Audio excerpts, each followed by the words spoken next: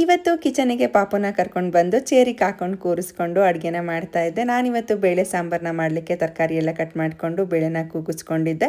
ಅದ್ರ ಜೊತೆಗೆ ನಾನಿವತ್ತು RM ಸಂಪೂರ್ಣ ಅವರ ಹೋಮ್ ಮೇಡ್ ಬೇಳೆ ಸಾಂಬಾರು ಪೌಡರ್ನ ಬಳಸ್ತಾ ಇದ್ದೀನಿ. ಇದನ್ನು ಮಸಾಲೆಗೆ 2 ಸ್ಪೂನ್ ಹಾಕ್ಕೊಂಡು ಗ್ರೈಂಡ್ ಮಾಡಿಕೊಂಡ್ರೆ ಸಾಕು. ತುಂಬಾ ರುಚಿಯಾಗಿರುತ್ತೆ. ಯಾವುದೇ ರೀತಿ ಆರ್ಟಿಫಿಷಿಯಲ್ ಕಲರ್ಸ್ನ ಹಾಕಿರೋದಿಲ್ಲ. No preservatives. ಸಾಂಪ್ರದಾಯಿಕವಾಗಿ ಅಮ್ಮ ಮಾಡಿದ ಥರನೇ ಇರುತ್ತೆ. ಹಾಗೆಯೇ ತುಂಬಾ ಹೈಜಿನಿಕ್ ಆಗಿ ಇವರು ಪುಡಿನ ಮಾಡಿರ್ತಾರೆ. ಅದ್ರ ಜೊತೆಗೆ ಮಶ್ರೂಮ್ ಡ್ರೈ ಮಾಡ್ಕೊಳ್ಳಿಕ್ಕೆ ಆನಿಯನ್ನು ಟೊಮೊಟೊನ ಹಾಕಿ ಫ್ರೈ ಮಾಡಿಕೊಂಡು ಮಶ್ರೂಮ್ನ ಹಾಕಿ ಫ್ರೈ ಮಾಡಿಕೊಂಡು ಉಪ್ಪು ಶುಂಠಿ ಬೆಳ್ಳುಳ್ಳಿ ಪೇಸ್ಟು ಹಾಗೆಯೇ RM ಸಂಪೂರ್ಣ ಅವರ ಮಟನ್ ಸಾಂಬಾರು ಪೌಡರ್ನ 1 ಸ್ಪೂನ್ ಹಾಕ್ಕೊಂಡು ಫ್ರೈ ಮಾಡ್ಕೊಂಡ್ರೆ ಆಯಿತು.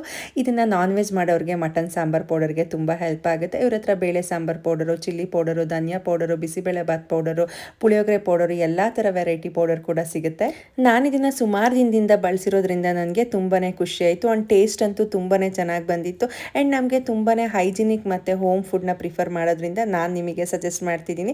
ನೀವು ಒಂದ್ಸತಿ ಬೈ ಮಾಡಿ ನೋಡಿ. ಪ್ರಾಡಕ್ಟ್ ಬೇಕು ಅಂತ ಅಂದರೆ ಸ್ಕ್ರೀನ್ ಮೇಲಿರುವಂಥ ನಂಬರ್ಗೆ ಕಾಲ್ ಮಾಡಿ ಆರ್ಡರ್ ಮಾಡ್ಕೊಳ್ಳಿ. Thank you.